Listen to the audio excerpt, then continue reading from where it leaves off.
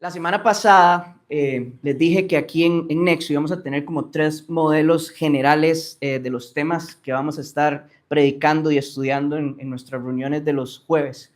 Uno era la predicación basada en algún tema específico de un libro, por ejemplo, como lo que hicimos el año pasado con Juan, que buscamos por qué Jesús es Dios a través de todo el libro de Juan. Ese es el primero.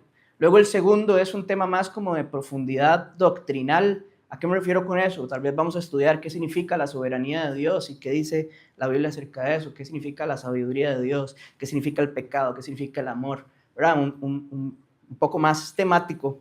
Y la tercera sombrilla, digamos, de temas que les dije que íbamos a predicar aquí en Nexo es un sermón basado en algún tema tendencia, en algo en lo que estemos muy involucrados en este momento, en algo de lo que se estuviera hablando mucho, que fuera parte de nuestras conversaciones. Y el día de hoy le pedí al Señor mucha valentía porque quiero predicar acerca del tema que creo que hoy en día es el más tendencia del momento y que muy probablemente a todos nos ha salido al menos en una de nuestras conversaciones en los últimos días.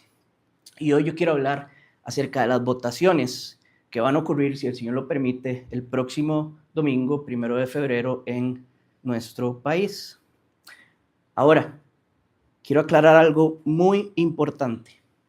Cuando prediquemos acerca de temas en tendencia, lo que vamos a hacer es que vamos a estudiar cómo enfrentar este tema nosotros mismos y frente a otras personas a la luz de lo que la palabra del Señor dice, lo que la Biblia dice.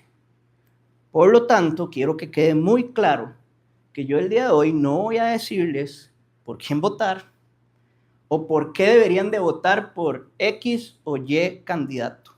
Es más, no voy a hablar de ningún candidato en específico, ni tampoco de ningún plan de gobierno. Hoy lo que vamos a estudiar es cómo los cristianos deberíamos de reaccionar ante este evento.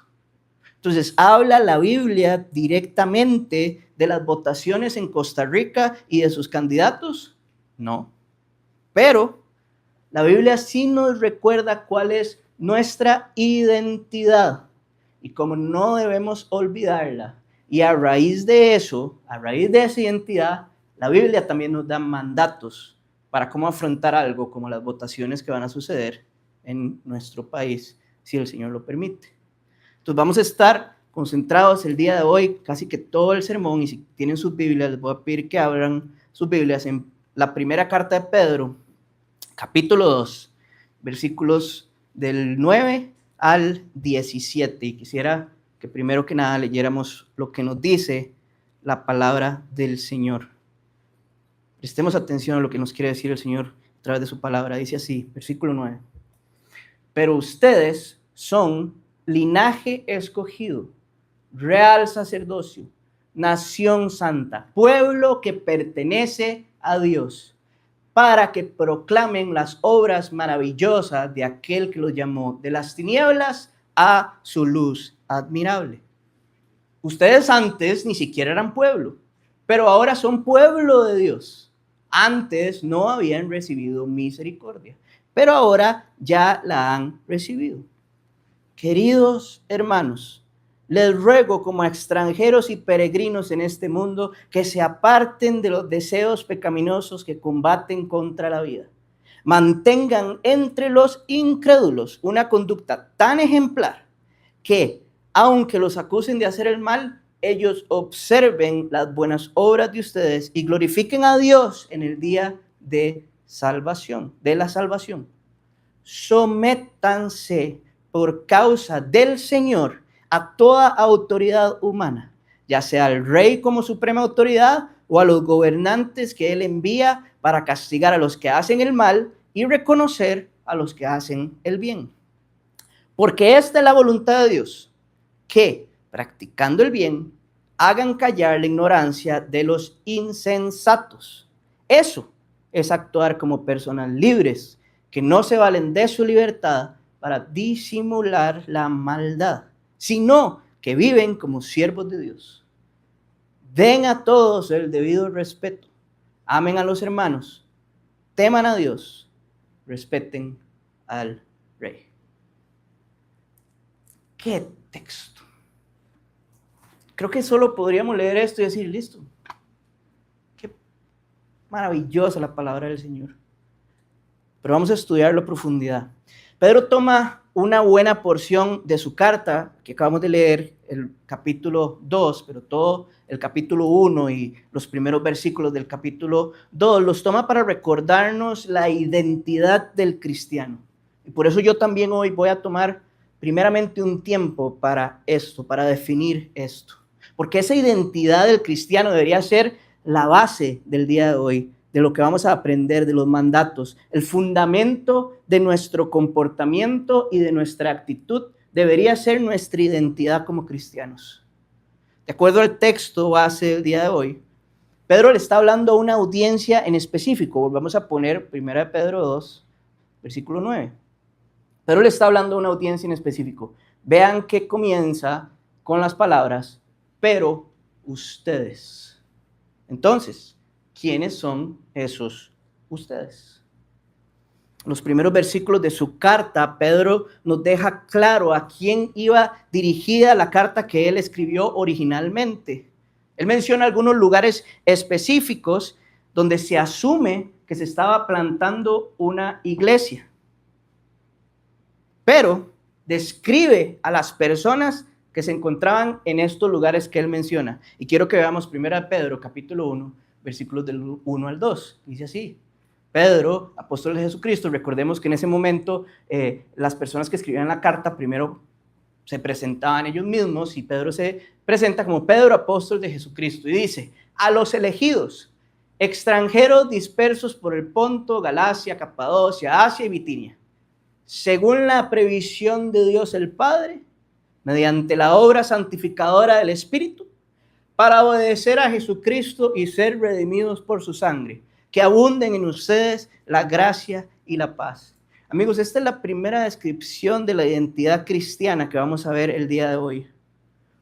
Los cristianos somos elegidos según la previsión de Dios Padre por la obra santificadora del Espíritu para obedecer a Jesucristo y ser redimidos por su sangre.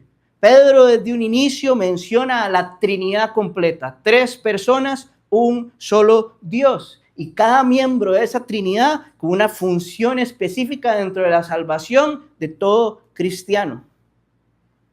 La palabra que aquí se traduce en este texto como elegidos es la misma que Pedro usa un poquito más adelante y que creo que nos va a dar una claridad de qué significa. 1 Pedro 1:20 dice así: Cristo, a quien Dios escogió, es la misma palabra.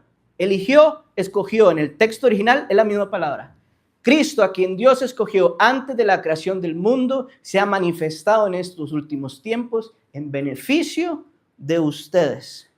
Entonces, antes de la creación del mundo, Dios Padre eligió a Cristo para que en el momento oportuno se manifestara como ser humano, viniera a la tierra, viviera una vida perfecta y entregara su vida como sacrificio perfecto para el perdón de los pecados de todos los que ponemos nuestra fe en Él. Y esos que ponemos nuestra fe en Él, también fuimos elegidos por Dios. Los que recibimos el perdón de Jesús, también fuimos elegidos por el previo conocimiento de Dios Padre. O sea, Cristo fue elegido, los creyentes fueron elegidos. Y así como Cristo, el Padre no se esperó a que Cristo hiciera una obra para entonces elegirlo, así con nosotros, el Padre no espera una obra para elegirnos. Eso quiere decir que somos elegidos por gracia, por amor, por sabiduría del Padre. Es un regalo.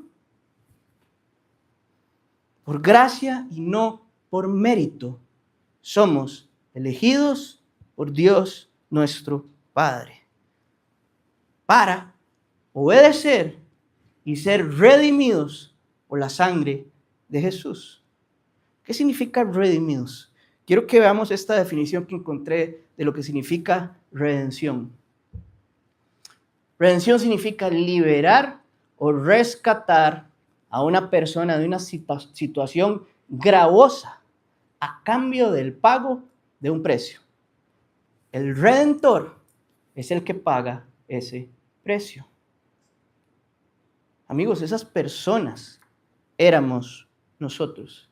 Y la situación gravosa en la que nos encontrábamos era nuestra vida como esclavos del pecado, con una constante tendencia hacia lo malo. Vivíamos en rebeldía y por eso hubo un rescate, una liberación por medio del Redentor.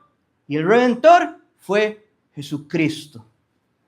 Él pagó con su vida y con su sangre derramada en la cruz. Y esas son las mejores noticias que yo podría darles hoy en día. Elegidos por Dios Padre, redimidos, ya sabemos qué significa, por Jesucristo. Ahora bien, luego de que Jesús es clavado de una cruz, derrama su sangre, es sepultado, Jesús muere en una cruz, es sepultado, al tercer día Jesucristo resucita. Y antes de ascender al cielo, se le aparece a una multitud de personas que lo ven resucitado. Cuando Él asciende, no nos deja a nosotros solos, inclusive al día de hoy, 2026. Sino que cada creyente es sellado por el Espíritu Santo, quien según el texto realiza algo que se llama la obra santificadora. ¿Qué significa la obra santificadora? La obra santificadora en nosotros nos lleva por un proceso en crecimiento que nos trae convicción de pecados. Nos dice, esto que yo estoy haciendo está mal, convicción de pecados. Nos purifica, nos limpia mediante la obediencia y nos va haciendo más parecidos a Cristo. Esta obra santificadora, este proceso de santificación es un proceso porque comienza desde el momento en el que por fe somos sellados por el Espíritu y va a terminar hasta el momento en el que estemos cara a cara con nuestro Señor.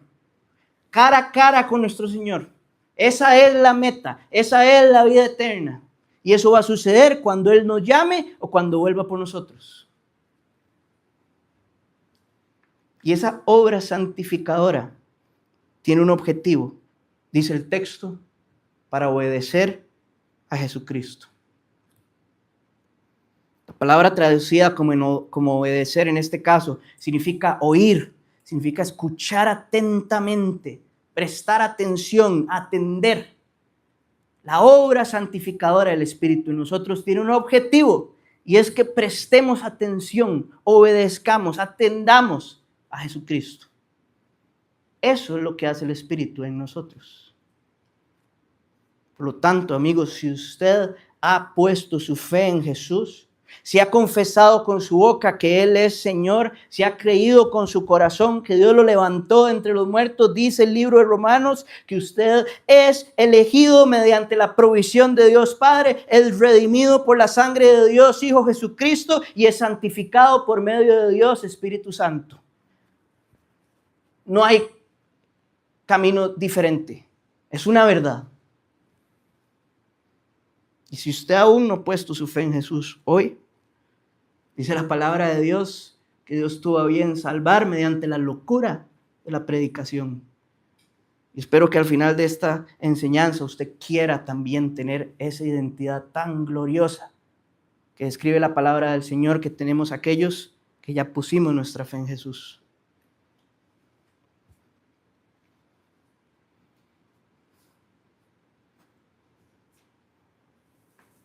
Esos que acabamos de describir son los que Pedro dice, ustedes, a los que Pedro se está refiriendo. Y está en plural, no es usted, es ustedes. Porque lo que acabamos de estudiar no es para una persona en específico o para una persona en solitario. Una vez que ponemos nuestra fe en Dios, somos adoptados en su familia y nos convertimos en miembros de su cuerpo. Y dice la palabra del Señor que somos muchos miembros.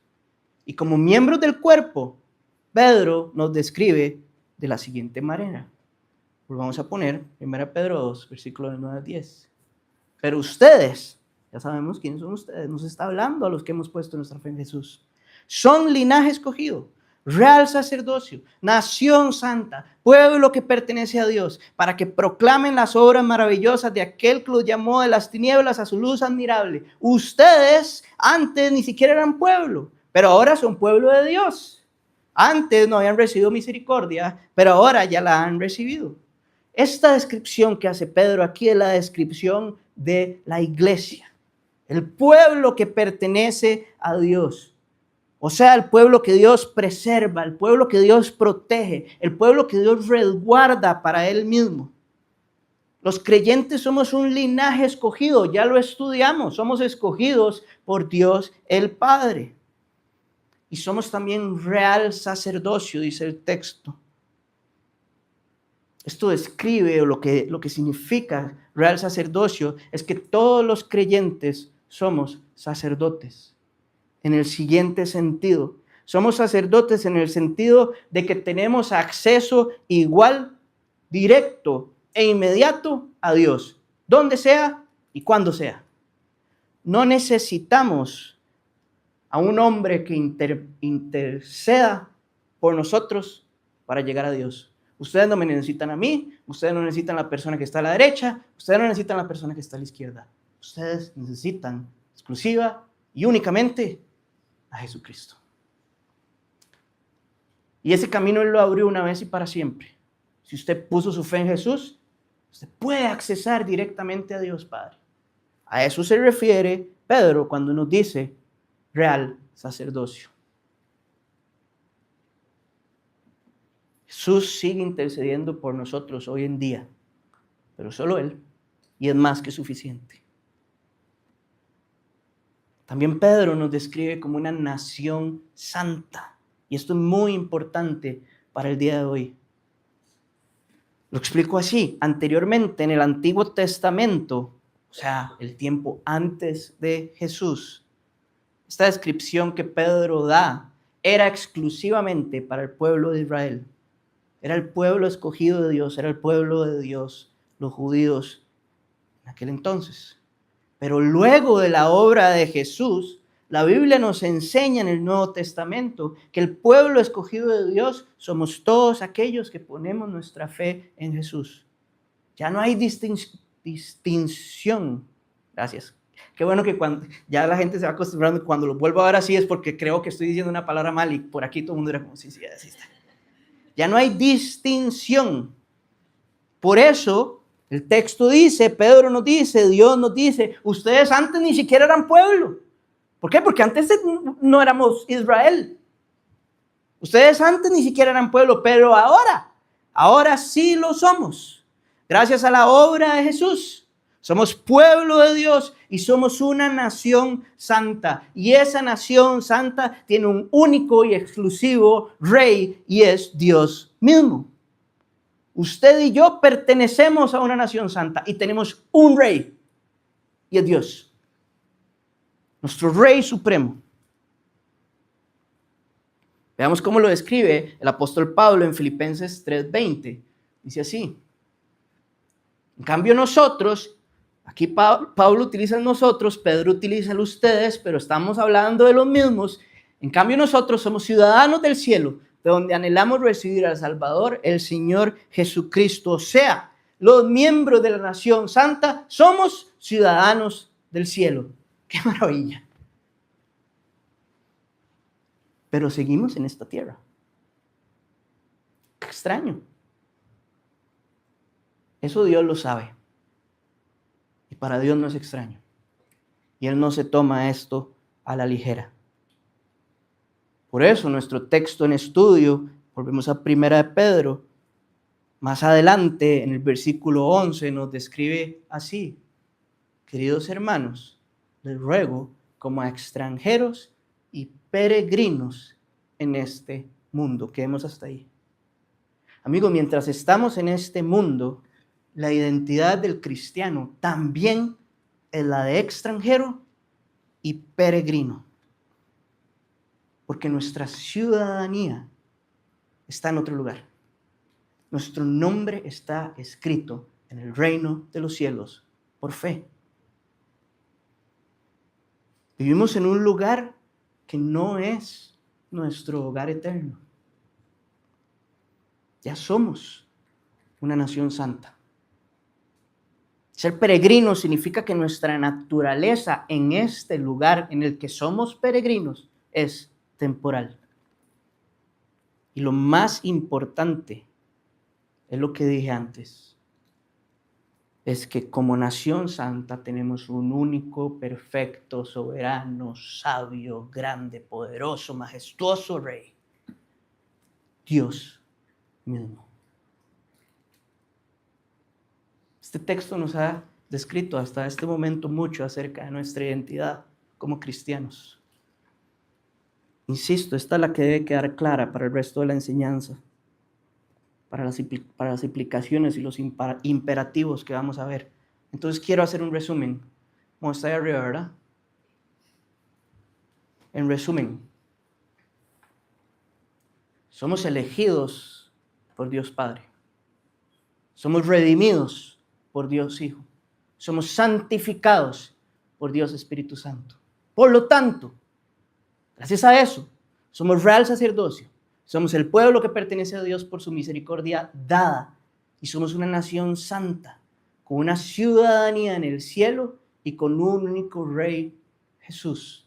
Y por eso, mientras estamos en este mundo, somos extranjeros y somos peregrinos. Casi que todo cristiano debería andar un cafetito aquí con esa descripción. Y cuando le dicen, hermano, ¿usted quién es?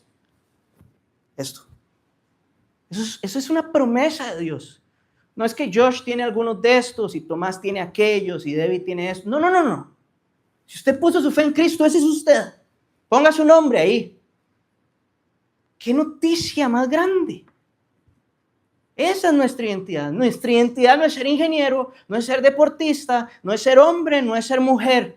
Nuestra identidad fue dada por Dios mismo. ¡Qué maravilla! ¡Qué gloriosa maravilla! Ahora, esta identidad no es una razón para simplemente quedarnos ahí sentados, acostados y no hacer nada y decir, ya este soy yo, ya, qué dicha, ya este soy yo, ya no tengo nada más que hacer, no. Hay un propósito, una razón por la cual esta es nuestra identidad y el mismo texto nos lo dice. Volvamos al texto en estudio, versículos 9 y 10.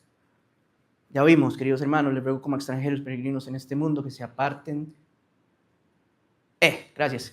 Pero ustedes son linaje escogido, real sacerdocio y nación santa, pueblo que pertenece a Dios. Ojo, yo siempre les he dicho, pongamos mucha atención a las palabras de la Biblia. ¿Para qué? Hay un conector precioso ahí.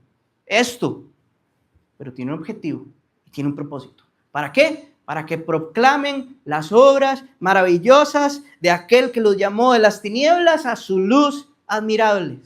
O sea, nuestra identidad es para proclamar a Dios ante otros.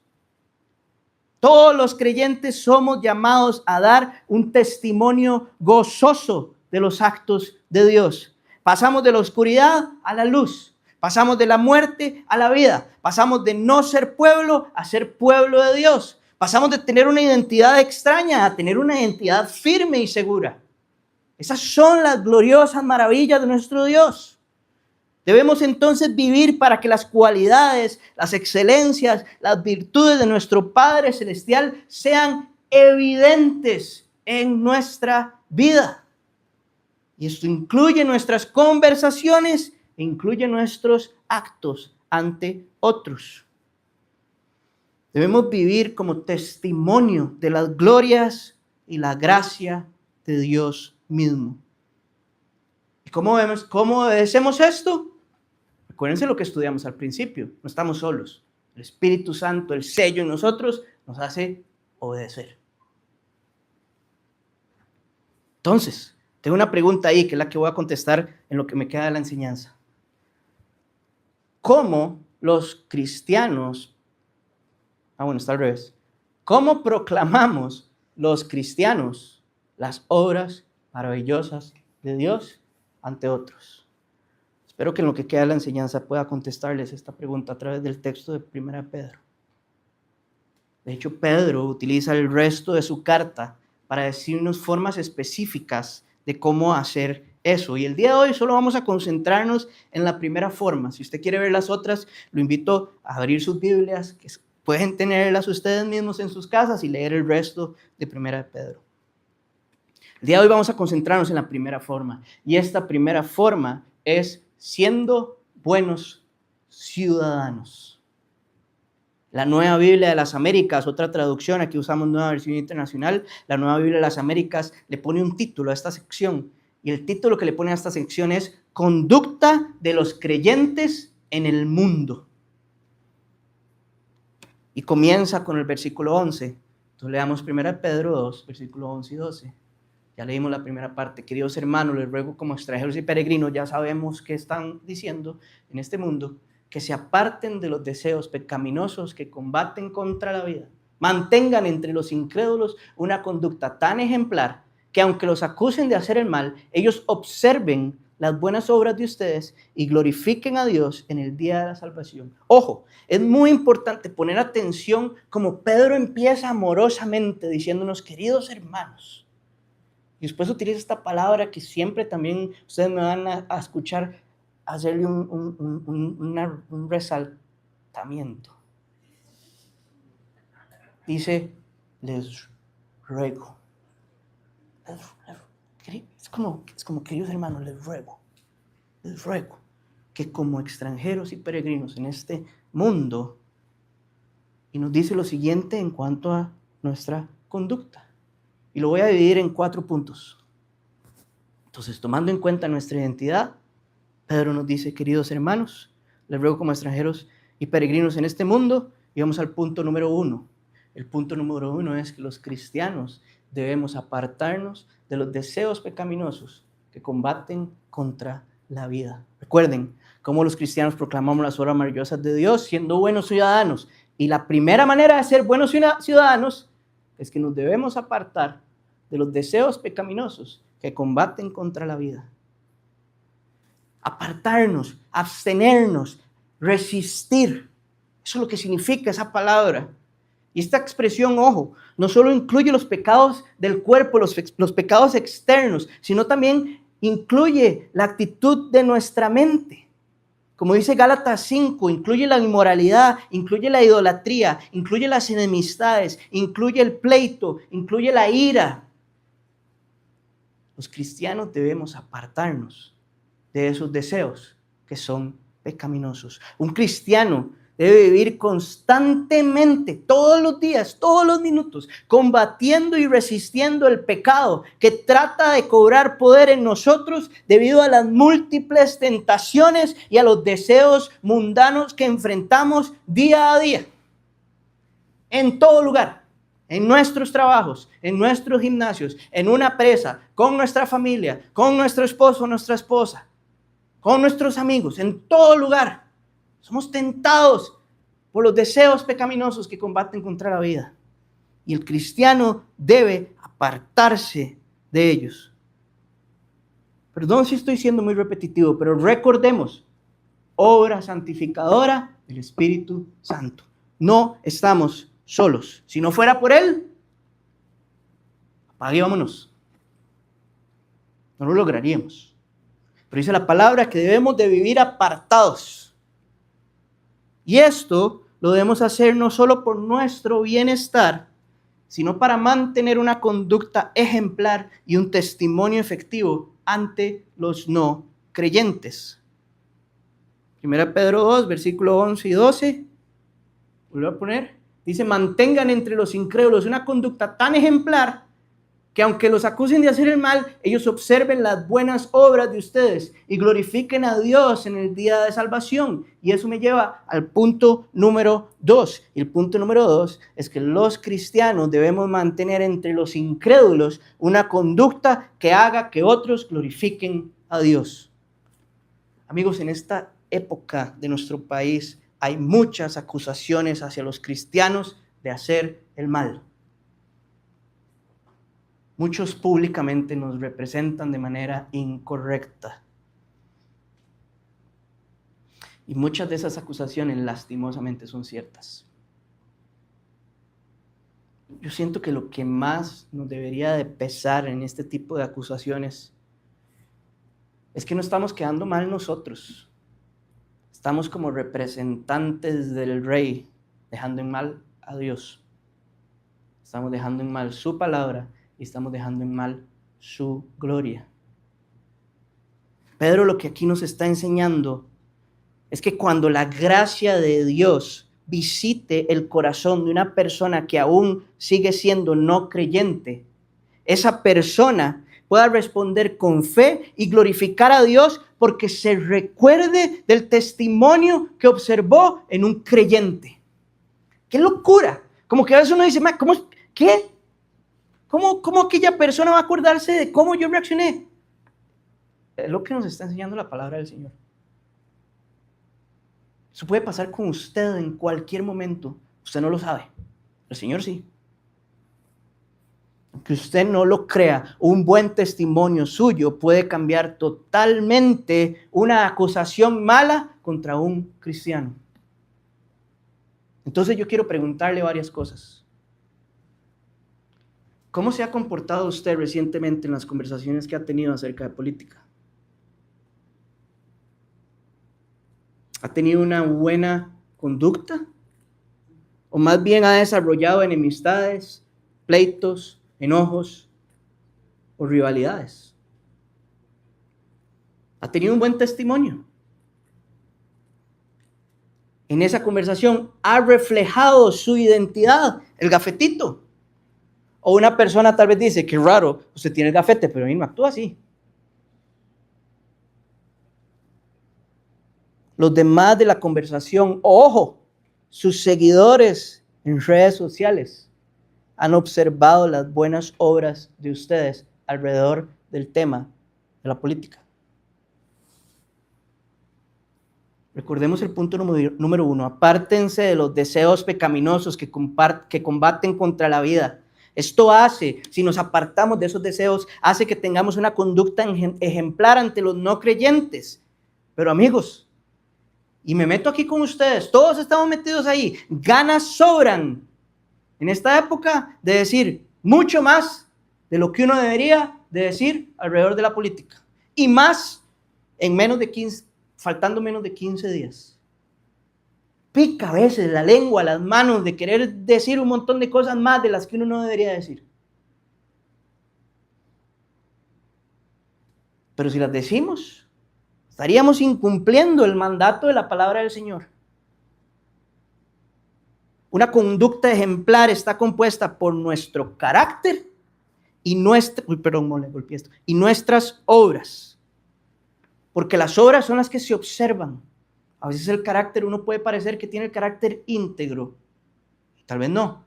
Pero las obras todo el mundo las puede ver.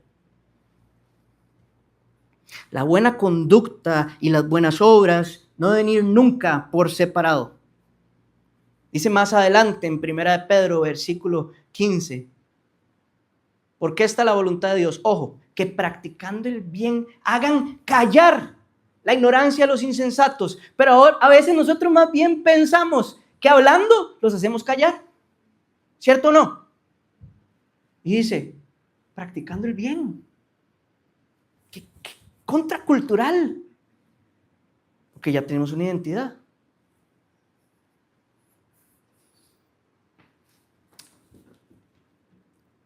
En serio, yo cuando estaba escribiendo esto, le pedí al Señor mucha valentía porque fui muy confrontado. No sé si, espero que tal vez alguien más esté siendo confrontado por esto.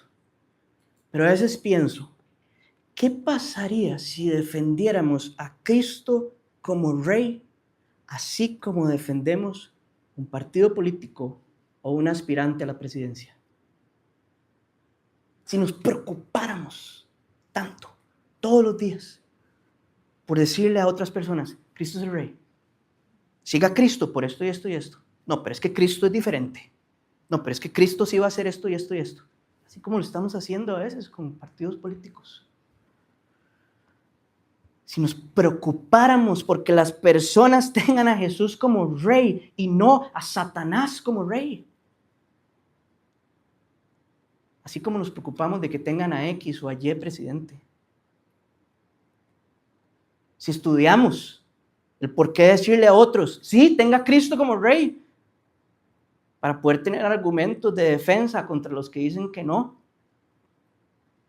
Yo he escuchado en estos días diversos argumentos para votar por uno o por el otro. Y me gustaría que las personas que me han dicho eso también trataran de persuadir a los no creyentes a creer en Jesucristo. Yo mismo, proclamando las maravillas del Señor, como nos dice Pedro. ¿Saben qué? Muchos aquí, esto puede que suene un poco cringe, un poco cheesy. Muchos aquí ya votamos porque Jesús fuera nuestro rey. Dice John Piper, sonó cheesy, José. Dice John Piper que en todas las reuniones de nuestra iglesia votamos porque Jesucristo sea nuestro rey. Pensémoslo, hoy cantamos bien duro. Aquí Sol Sur tenía las manos levantadas y todo.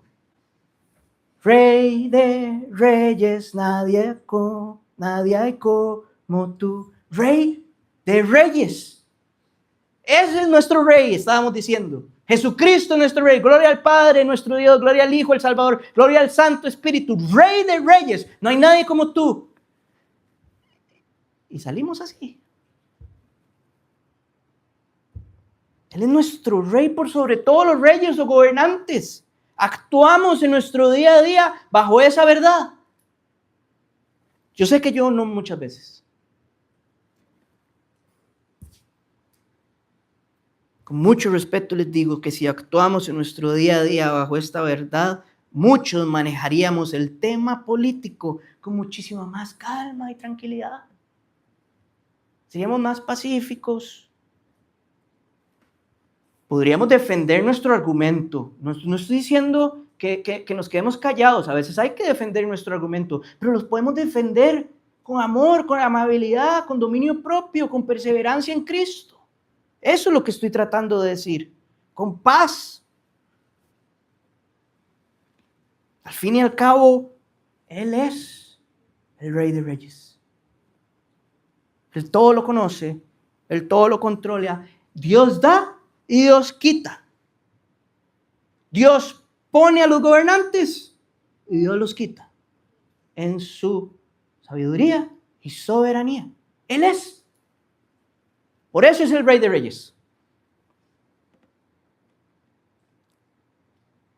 Defender a Cristo con la palabra y con nuestro servicio de corazón es una actitud que glorifica a Dios. Es una conducta ejemplar, es una buena obra. Vean lo que dice Tito 3, versículos del 1 al 2. Recuérdales, este es Pablo hablándole a Timoteo, le dice, Tito, recuérdales a todos que deben mostrarse obedientes y sumisos ante los gobernantes y las autoridades. Ojo, siempre deben estar dispuestos a hacer lo bueno. 2 puntos. A no hablar mal de nadie, sino a buscar la paz y ser respetuosos, demostrando plena humildad en su trato con todo el mundo. ¿No les parece curioso que Pablo hable de estas dos cosas juntas? Pablo habla de estas dos cosas juntas porque Dios sabe que para nosotros es una tentación no hacer esto.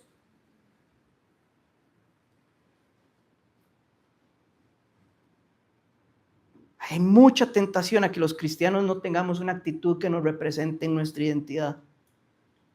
Y Pedro también nos lo recuerda. Quise leer este de Pablo como introducción a lo que ya vimos de Pedro.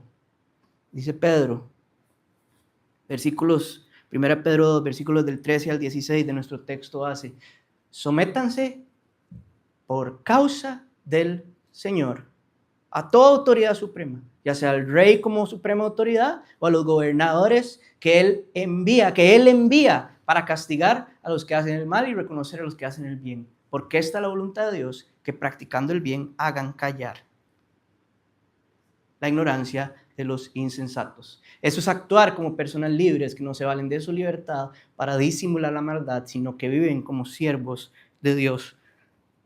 Punto número 3. Los cristianos debemos someternos a las autoridades humanas. Recordemos, somos nación santa. Esta no es nuestra nación. Y debido a eso tenemos un Rey supremo y soberano. Pero mientras estamos en este mundo, debemos someternos a las autoridades humanas que están sobre nosotros. En el tiempo en el que se escribió esta carta, la autoridad humana suprema era el rey. Hoy en día yo creo que vivimos en un país en donde el presidente y su gobierno funcionan como esa autoridad sobre nosotros. Someternos a ellos nos hace ser humildes y ser ciudadanos obedientes. A través de esto Dios es honrado y glorificado, porque una conducta rebelde deshonra a Cristo. Fuerte. Ahora, en aquel momento, el propósito general de las autoridades era castigar a los que hacen el mal y reconocer a los que hacen el bien. Basta leer un poco de la Biblia para darnos cuenta que en aquel entonces eso tampoco era lo que ellos más hacían. Y eso era debido al pecado. Hoy en día, esa debería ser la función principal de los gobiernos. Pero no generalmente lo hacen. Nos ponemos nosotros a juzgar y decir, ay, qué pecador. Véase en un espejo.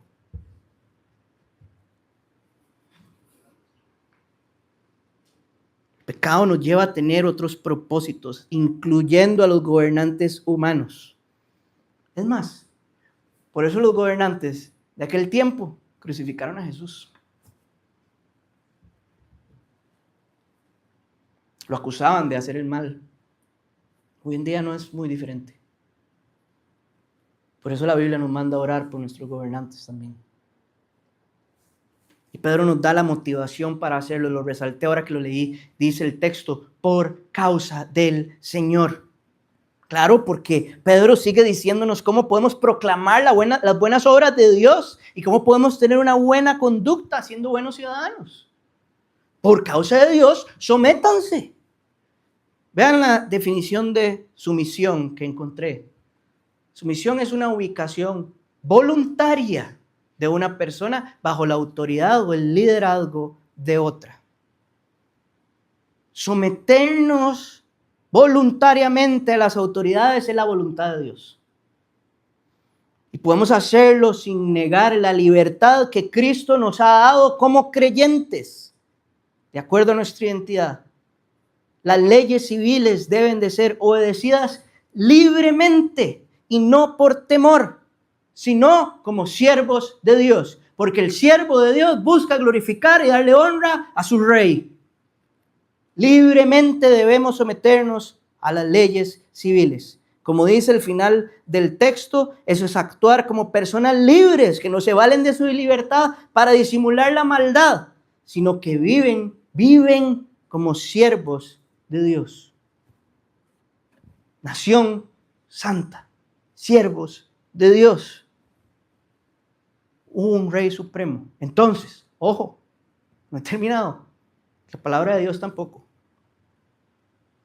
Las reglas del Rey de Reyes están por sobre cualquier regla humana. Porque Él es el Rey de Reyes. Él pone y Él quita.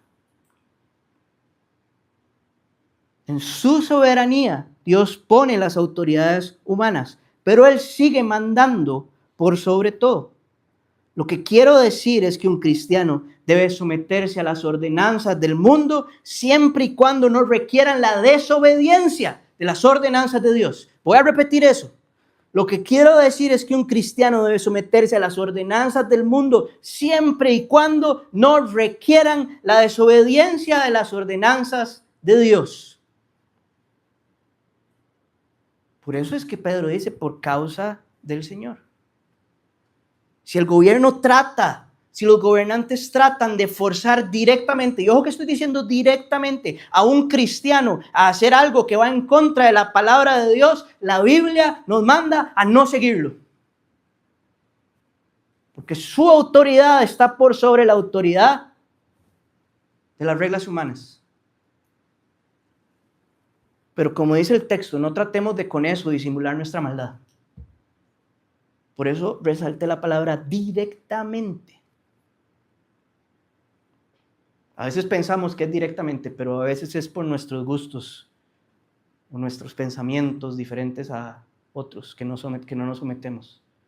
La palabra del Señor dice: sométase, a menos de que directamente lo esté haciendo usted, y respetar algo que el Señor manda hacer. En el libro de Daniel, dije que solo iba a poner un ejemplo, pero quiero poner este. En el libro de Daniel, voy a parafrasearlo porque obviamente no me lo sé de memoria. Está el rey Nabucodonosor, lo dije bien, y le dice a Daniel y a sus amigos que tienen que inclinarse al rey, que tienen que hincarse ante el rey. Todo el pueblo se hinca. Y Daniel y sus amigos se quedan ahí. Que me dice que no hay mí. Ok, perdón. Pero está en el libro de Daniel. Abednego. Ustedes me están entendiendo el ejemplo que Amy me acaba de humillar. Ok, buenísimo. Eso significa, si usted, un gobernante humano, le dice, tiene que inclinarse ante mí, la Biblia nos invita, nos exige a mantener una postura, porque nosotros solo nos inclinamos ante el Rey de Reyes. Ahora sí voy a leer el texto que venía, no hubiera hecho eso. Hechos 4, versículo del 13 al 21. Es un poquito largo, pero quiero leerlo todo. Vean qué maravilla. Los gobernantes, al ver la osadía con que hablaban Pedro y Juan, dos apóstoles, y al darse cuenta de que eran gente sin estudio ni preparación, quedaron asombrados y reconocieron que habían estado con Jesús. Ojo, ya lo habían reconocido. Además, como vieron que los acompañaba el hombre que había sido sanado por Pedro y por Juan, no tenían nada que alegar. Así que les mandaron que se retiraran del consejo y se pusieron a deliberar entre sí. Estos eran los gobernantes. Y decían, ¿qué vamos a hacer con estos sujetos? Es un hecho que por medio de ellos ha ocurrido un milagro evidente. Todos los que viven en Jerusalén lo saben y no podemos negarlo. Pero para evitar que este asunto siga divulgándose entre la gente, vamos a amenazarlos para que no vuelvan a hablar de ese nombre a nadie. Los llamaron a Pedro y a Juan y les ordenaron terminantemente dejar de hablar y enseñar acerca del nombre de Jesús. Pero Pedro y Juan les replicaron, ¿es justo delante de Dios obedecerlos a ustedes en vez de obedecerlo a Él? Júzguenlo ustedes mismos. Nosotros no podemos dejar de hablar de lo que hemos visto y oído.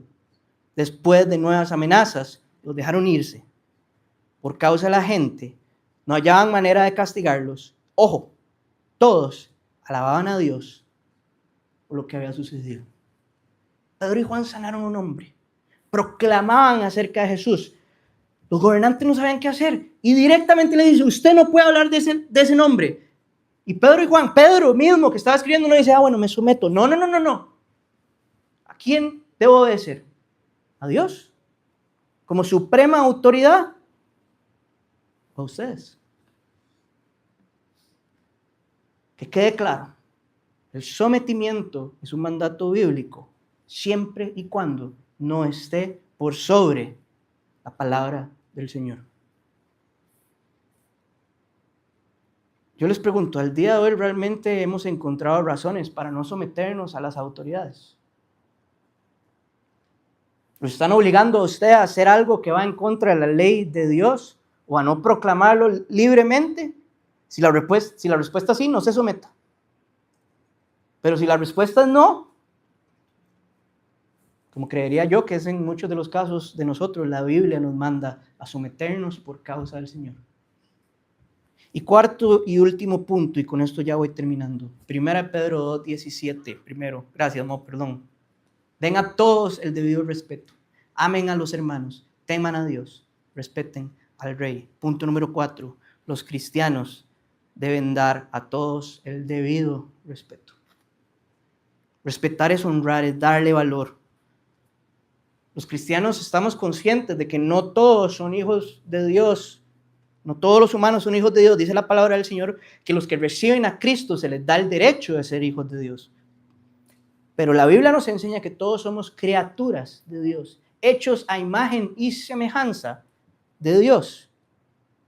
Por ende, a todos debemos dar el debido respeto. Puedes volver a poner el texto. En la Nueva Versión Internacional, y esto yo siempre lo digo, vean los 2 puntos. En las otras versiones no hay 2 puntos. Entonces los teólogos dicen que en el lenguaje original esto se toma como 4 puntos, no como den el respeto a todos, 2 puntos la descripción, sino que son 4 puntos, y así lo voy a tomar yo. Entonces den a todos el debido respeto. Número 2, debemos amar a nuestros hermanos en la fe. Aquellos que tienen la misma identidad de nosotros, aquellos que son miembros del linaje escogido, del real sacerdocio, de la nación santa, del pueblo que pertenece a Dios, dice que los debemos amar. Dice que debemos temer a Dios, ojo, no como un terror o como un horror, sino con honor, con reverencia, con asombro, con obediencia, porque Él es el Rey. Rey soberano de la nación a la que pertenecemos todos los que ponemos nuestra fe en Cristo. Y al final, como la cereza en el pastel, debemos respetar a la autoridad humana que tenemos en esta tierra mientras somos extranjeros y peregrinos, siempre y cuando no vaya en contra de la ley de Dios. Quiero cerrar hablándoles de mi corazón. Creo que quedó muy claro que los cristianos con nuestra identidad estamos llamados a proclamar a Dios y a hacer buenas obras. Y yo tengo la convicción de que hacer buenas obras es preocuparnos por los que tenemos alrededor, sean creyentes o no. Debemos ser buenos vecinos. Debemos tener buen testimonio. Debemos preocuparnos por el bien de los demás, por su salud, por la educación, por las condiciones laborales. Debemos preocuparnos por el sufrimiento de los demás. Eso también debemos hacerlo. Eso es lo que debemos hacer. Y yo considero que hacer eso es salir a votar. No seamos indiferentes con lo que está sucediendo. La palabra del Señor no nos manda eso. No nos hagamos los ciegos. Pero sí, hagámoslo con tranquilidad, sabiendo que nuestro Rey ya está sentado en el trono. Nuestro Rey ya está sentado en el trono. Pase lo que pase, va a ser su plan perfecto, va a ser su soberanía. Pero la buena conducta de la identidad que Dios nos ha dado la podemos reflejar saliendo a votar. Entonces salga a votar por el que usted considere que es el candidato correcto.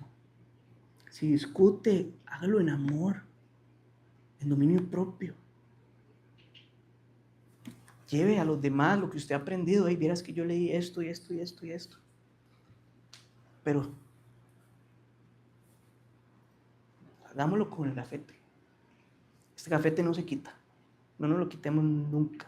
Dios nunca nos lo va a quitar. No nos lo quitemos nosotros. Pero seamos buenos vecinos con tranquilidad y como cristianos, con Cristo, sabiendo que nuestra nación no es aquí, sino que ya nuestro nombre está escrito en el reino de los cielos. Dice Pedro también que nuestra esperanza está reservada y que es inmarchitable, que no se mancha, que nadie nos las quita. Ya eso lo tenemos, pero estamos aquí todavía. Y nuestro deber y nuestro derecho como ciudadanos costarricenses es salir a votar. Pero hagámoslo conscientes de lo que dice la palabra del Señor.